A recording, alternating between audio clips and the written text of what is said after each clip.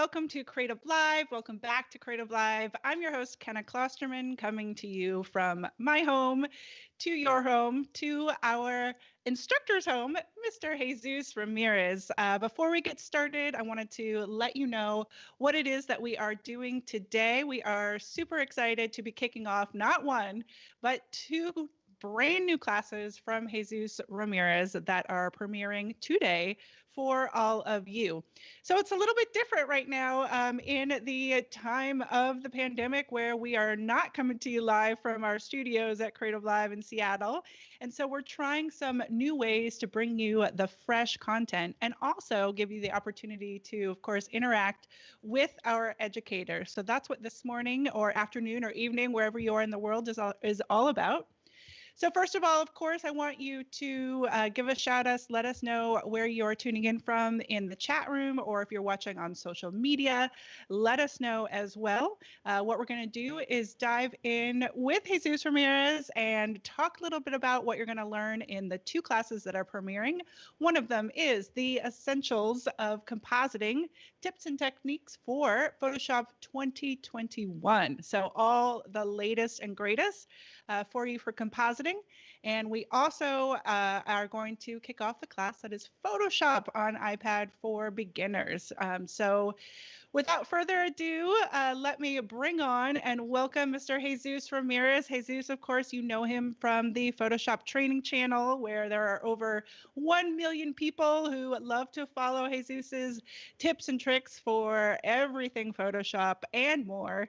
And he is a speaker and educator in all the major conferences and right here on Creative Live. So welcome, Jesús Ramirez. Thank you for joining us. Thank you so much, Ken. Wow, that was an amazing introduction. I'm even impressed. Wow. Yeah, as you mentioned, my two classes are available today, Photoshop Compositing Essentials and iPad Photoshop for the iPad for beginners. Oh my God, I keep getting the two confused. But yes, both of my courses are available today. So I'm really excited for people to get an opportunity to check them out.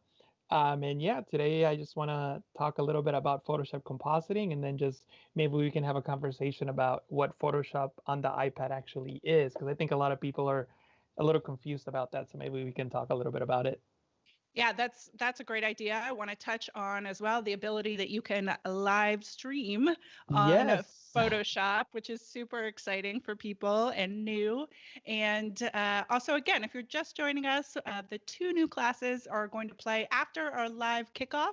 So that's starting at around 9:30 a.m. Pacific time, or whatever time it is for you, wherever you are in the world. So before we get started into talking about compositing, I want to give some shout outs. Jesús. Our dear friend Lisa Carney is tuning in. And, Hi, Lisa. Hi, How's Lisa. it going? And Crystal from Denmark is tuning in on Facebook. Again, join into the chat wherever it is that you are watching. All right, Jesús. Soon, or just recently launched at Adobe Max, Photoshop 2021. Tell us about it. Oh man, it seriously is, in my opinion, one of the best updates in a while. Photoshop is expanding their artificial intelligence capabilities, and one of my new features in a long time is the sky replacement tool. That's not really in the course, but if you want to, I can show you how it works, and not only how it works, but you can actually hack it to do things that it wasn't supposed to do. If you just sort of figure out how it works, you can make it do more than it was intended to do. So maybe we can take a look at that as Let's well. do as it. You know what? Why don't we start there? Should I start sharing my screen now? Let's do it. I wasn't ready to share that right off the bat, but let me go ahead and open up I was going to show something from the class, but since we started talking about Photoshop 2021, let me just open up this sky replacement file that I have here. And it's, just like a decent looking photo, but unfortunately the sky is very gray, it's gloomy, but we can improve on it now. This is not the sky replacement feature, but I'm going to talk about a new feature just because I always forget to talk about it once I get super excited about the sky replacement. But there's actually two sky related tools in Photoshop now. Photoshop 2021 just released in October at Adobe Max. Under the select menu, there's a new option called sky. So the artificial intelligence known as Adobe Sensei will make a selection out of the sky. So it'll analyze your image and select the sky. Super cool. And of course, you can use this to create, like an adjustment layer and maybe, colorize it or do something to it. So I just affected the sky and, just a little bit of the house as well. But anyway, that's one of the new features. But the real feature that I'm excited about is under the edit menu, and that's under the sky replacement option. And from here, you have this drop down that allows you to select predetermined skies, or you can bring in your own, but you can click on them and you can see how Photoshop automatically replaces the sky, which is super, super, super cool. And I guess what I'll do is show you how to bring in a new sky. And I kind of spoiled the surprise because I already have them here, but I guess I'll just delete these skies and show you how to bring them in. Now, I've seen a lot of confusion. If you click on the gear icon, there's an option called Import Skies. And when you select that, this folder has JPEGs, but there's nothing in it. The reason is that Photoshop is looking for a brand new file type called a .sky file type. So because of that, you're not going to see anything. So to actually bring in your JPEGs and your photos that you may have in your Lightroom catalog or something like that is by clicking on this plus icon.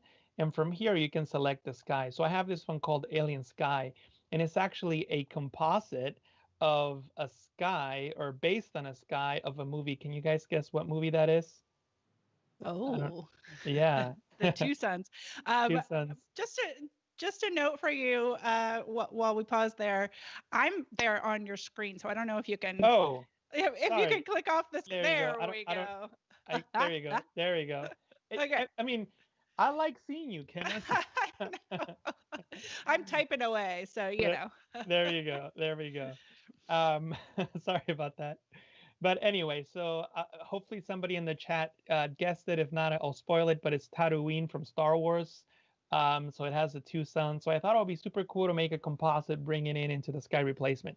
So this is one of the things you can do. You can bring any type of image. It doesn't have to be a photo. It can be a composite. As long as it's a JPEG, you should be able to import it.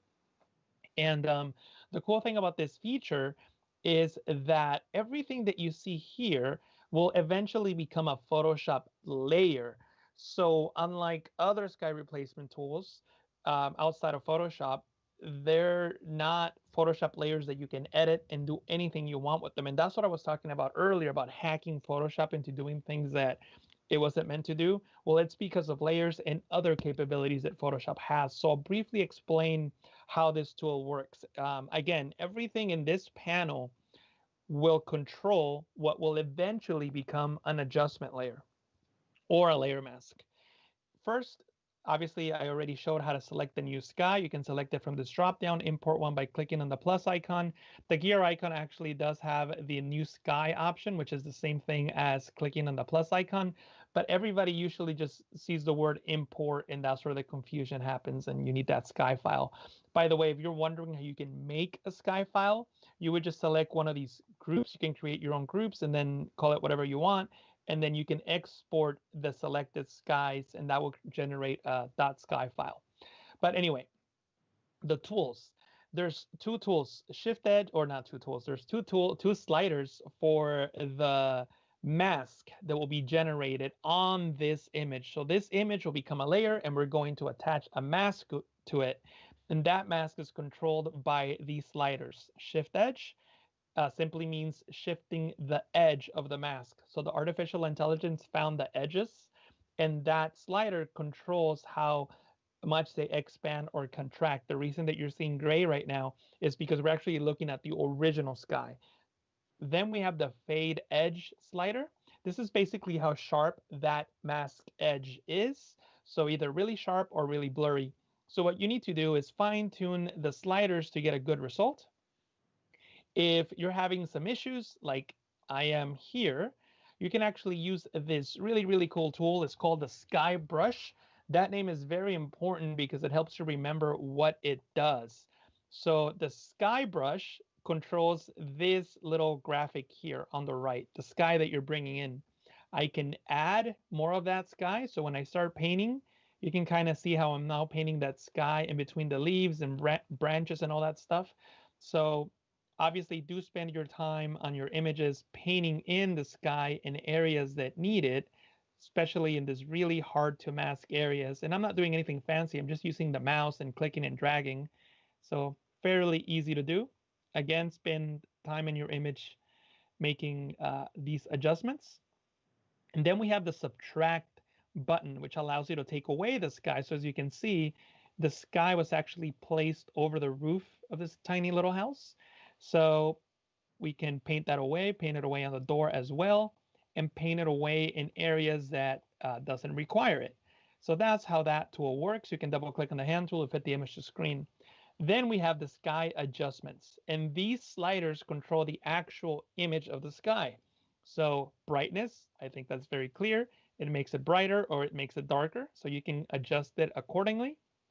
This will generate a brightness and contrast adjustment layer. Then we have the temperature slider that makes the image cooler or warmer. This generates a color balance adjustment layer. And then we can scale the sky up, and we can use the move tool. Whoops, I'm on the hand tool. We can use the move tool to move it around. And I also have a flip option that can flip the sky. So now both suns are on the image. And I might shift the edge even a little more just because I think still a little too gray there in the back. But anyway, so that's what these sliders control. Then we have the foreground adjustments, and these control the foreground, so not the image on this box, your original layer. And we have a blending mode, either multiply or screen. Screen brightens the image, multiply makes it darker.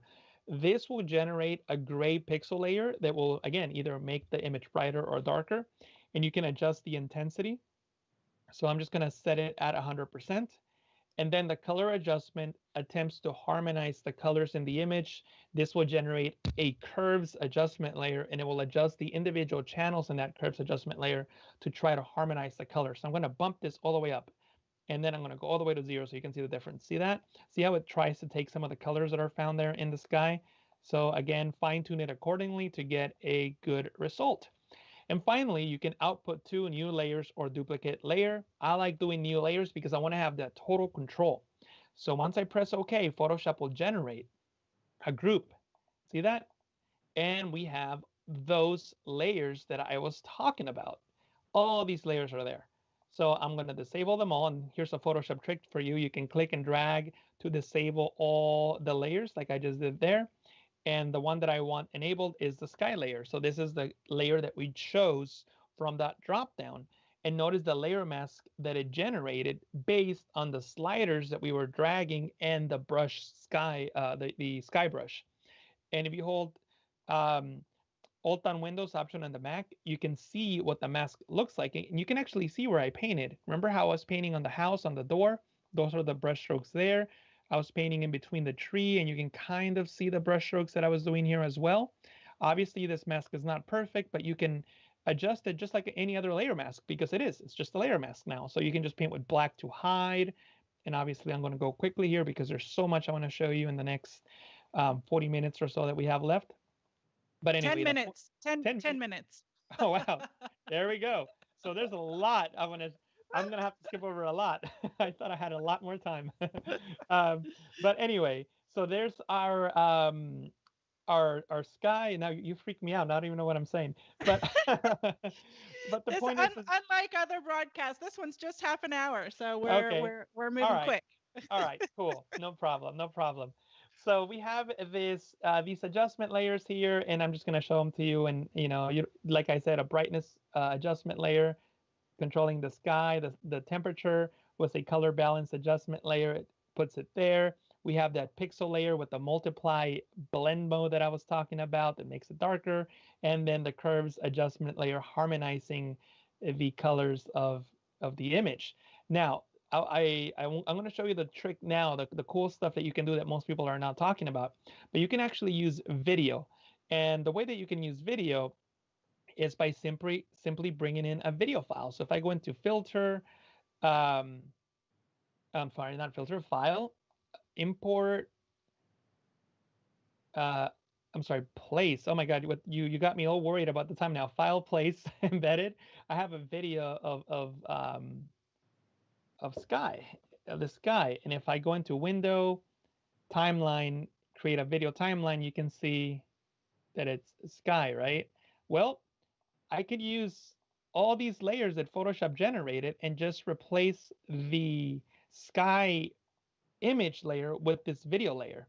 And I can just drag the mask over here and it places it there. And I can unlink this layer and delete it because we don't need it anymore. And obviously the color is different because it's a different type of image, but I could clip those same adjustment layers to the sky layer and you will have video on that sky. So I was able to replace the sky with a video instead of a photo. So this could be cool for making like a animated GIF, an Instagram story, or something like that. Another cool thing is that, and let me close this file. Another cool thing is that you can take a video and replace the sky in the video. Now, the sky replacement doesn't work on video. If I go into edit, you can see that the sky replacement is disabled, it's grayed out, so it doesn't work. So I can't really apply it to the video, but we can trick Photoshop into thinking that this is a photo. And the way we do that is by taking our video group and converting it into a smart object. Now, the sky replacement does work on smart objects. So if I go into File, Edit, Sky Replacement, I can apply that sky onto this image as you see there. And obviously I don't have the time now, but I can make all these different adjustments and make this image work. But the point is now that I have my video on the sky on the video. Now this is not After Effects, so I can't track the video. So if you are going to use this technique, you need to shoot your video on a tripod so that the camera doesn't move. But I think it's pretty cool for for just a simple tool like the sky replacement. So yeah, that was my favorite new feature in Photoshop 2021, but there's so many others that I wish I had the time to show you. Well, that's what the class is all about, Jesus. That's right. And that, if you guys are just tuning in, again, shout outs for Crystal and Maria, who are saying this is amazing. But again, if you're just tuning in, we are just doing a live kickoff. And then the classes are both classes of Jesus's that are brand new are going to play very shortly. So for you all to start learning directly from the class. So, Jesus, we only have about 7 more minutes. So let's talk a little bit about Photoshop for the iPad, unless there was something else you wanted to show us with regard to compositing. Well, I just wanted to just maybe spend 2 minutes talking about the approach of compositing that I have specifically on the creative class that is premiering shortly. So this the way that I structured the class was more on the reasons why composites don't look good, and they always relate to a principle of traditional art. So we actually talk a lot about things that you probably will learn in art school, just because what you're doing with a drawing is taking a two-dimensional flat piece of paper and making it seem like it's three-dimensional through perspective, through highlights and shadows and lighting and all these different things. And that's how I approach the compositing class, because this is an example here. You can do the masking perfect. Like the masking on this is pretty good. We'll say it's like 99% good. The guy has mud on his shoes. He's got a shadow, and everything looks great. Lighting looks great. Everything looks great. But the more you look at the image, the more you realize that the image doesn't work. Now, the reason is because of perspective. And in the class, I have all these different diagrams that explain perspective, that explain, 1-point perspective, parallel converging lines, and how that all relates into Photoshop. And then I have examples on actual composites. And in this case, the reason that the composite doesn't work is because the perspective doesn't match. My original image where this person is standing has a very different perspective than where I place them in. So for something like this to work, you will need to know how to find the perspective of the image. I show how to do that in the class. In this case, it's right here where the horizon line is. That's where it is all the time, actually. But the horizon line is right above his knees here. So if I look at the background's horizon line, well, it's way up here, so the image will never match. So you will need to do two things, one of two things: drag him up so that the perspective matches and look that feels better. That actually looks much more realistic, although it looks horrible. Or you will need to bring the background down, match the perspective, and then composite in a sky or something like that so that the image works. In this case, since we don't have time, I'm just going to select a blue that sort of looks similar, and I'll fill with that blue. But even just like that, that already looks so much better and it feels so much better because we got the perspective right. And in this class, we talk about all those principles that you don't think about when you composite. Most people talk about masking and Photoshop tools, which are essential and are great. But if you don't know why you're using those tools or how you should use them in a given problem like that we had here, you won't get a realistic composite. So that's what the class is about. That's why it's the essentials of compositing, the things that I think you should know. And obviously, we use the tools in Photoshop to solve the issues that we come across. Thank you for laying that out, Jesus, because I think that's a really important point. And I loved that about seeing some of the videos of your class is it's not just the tools, but how to think about what you're actually creating. And, like you said, you don't always see that. So it's so important with regard to compositing. So Right. so awesome. Yes, people are excited to learn more. Lots of notes coming in about that. So what else? We just have a few more minutes. Yeah, So Photoshop for the iPad. yes, awesome. Let's Yeah, talk. so Photoshop for the iPad for beginners. So it's a new tool. It's been around, oh my God, probably less than a year. Yeah, definitely less than a year. I've been using it longer than it's been released, so I really don't even remember when it was officially released. But it's a fantastic tool. It's not Photoshop. It's not the full version of Photoshop on the iPad now. That's the goal.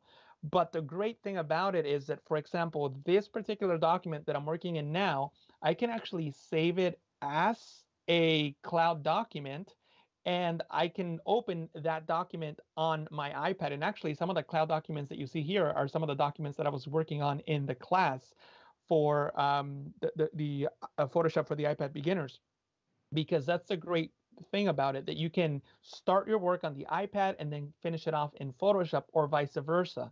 The downside of going from desktop Photoshop or laptop Photoshop into iPad Photoshop is that obviously you don't have all the tools available to you, but you do have most of the adjustment layers, you have layers, you have some of the retouching tools, you have the basic tools that you'll need to do a lot of things. So you can definitely color correct your images, apply color grades, use, like I said, most of the adjustment layers, and really get your work started in Photoshop for the iPad and then bring it into the desktop version to finish it off. That's how I would use it.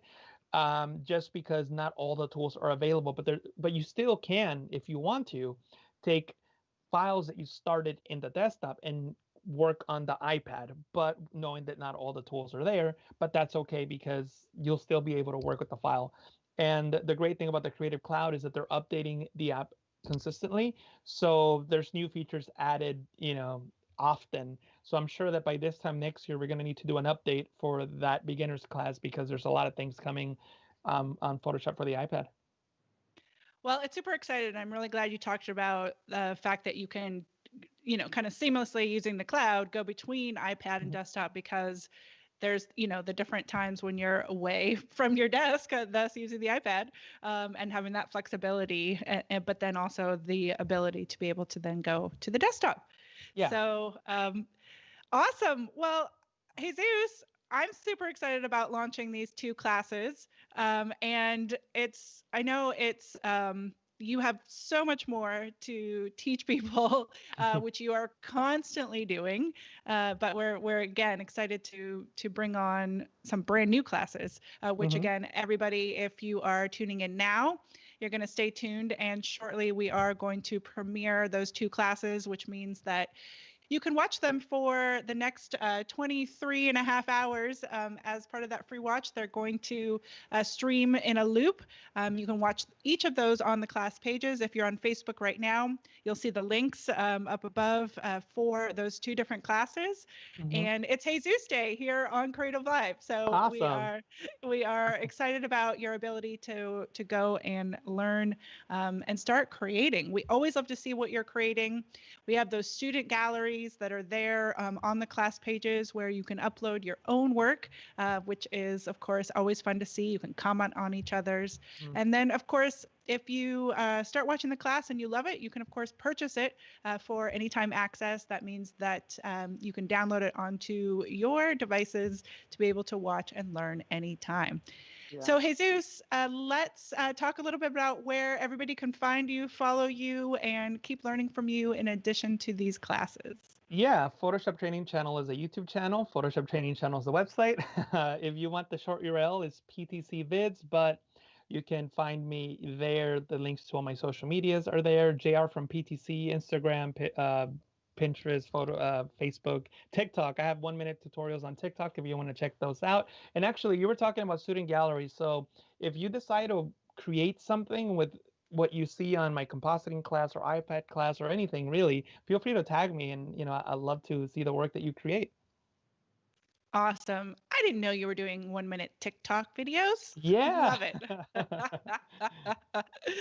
That's awesome. All right. Well, we just have a few minutes left. I mean, a few seconds left. And this has been quick, but again, we are thrilled to have you here, everybody, so that you can then go and watch the classes and follow up with Jesus with all of your learning and keep in touch with him. So, Jesus, thank you again. Final words of encouragement for everybody. Keep practicing. Perfect. That's the thing. You learn and then you practice, and that's how you actually learn. Yeah. Well, one last thing. People always ask me, how have you gotten so good at Photoshop? I've been practicing almost 20 years. So exactly. And I haven't stopped. I'm still practicing. Exactly. Well, thank you again, Jesus, and thanks everybody for tuning in. And we are excited for you to go watch these classes. Yes. And of course, everything that is on CreativeLive as well. And we will see you all next time. Thank you, Jesus. So much. Thank you, Kenna. Bye, everybody.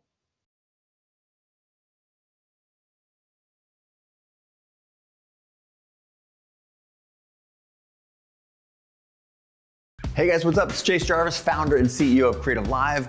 You all know that we have more than 2,000 classes and more than 10,000 hours of learning, inspirational, and motivational content on the platform. I'm super excited to announce a new experience on CreativeLive. It's called Fast Class. You've told us that you're busy and sometimes it's hard to dive into a full class from start to finish. So essentially, we're now giving you a shortened highlight version of our top CreativeLive classes. You can always dive into the full class with 5, 10, or 15 hours of great content. But now, if you're just looking to focus on a few of the highlights or want to be able to skip quickly to something that really interests you, you can now get a shortened fast class version of that class. We're also thinking this might be able to help you explore a new craft and save time while doing it. This is a great tool to curate your learning experience to help create the life that you seek. So you're probably thinking, great, how do I access this new experience on CreativeLive? That's easy. All you have to do is be a subscriber to the Creator Pass, and then all this is yours.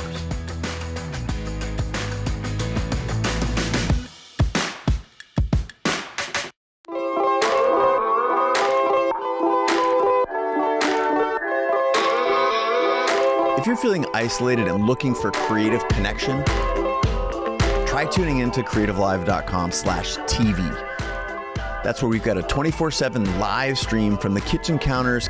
I can do that backlit shot that I really like to do. From the studios and living rooms of many of the world's top creators, where we're doing musical performances, Q&As, cooking shows, virtual book tour events, drawing, spoken word poetry, and more. Life passed me by waiting for an invitation when the world is greater than my nation or my occupation. Be someone you've never been. You feel all that adrenaline, it's medicine. But I actually helps me feel like my days are more purposeful. I hope that out of this deep pain will come some collective growth. Dive into CreativeLive TV today.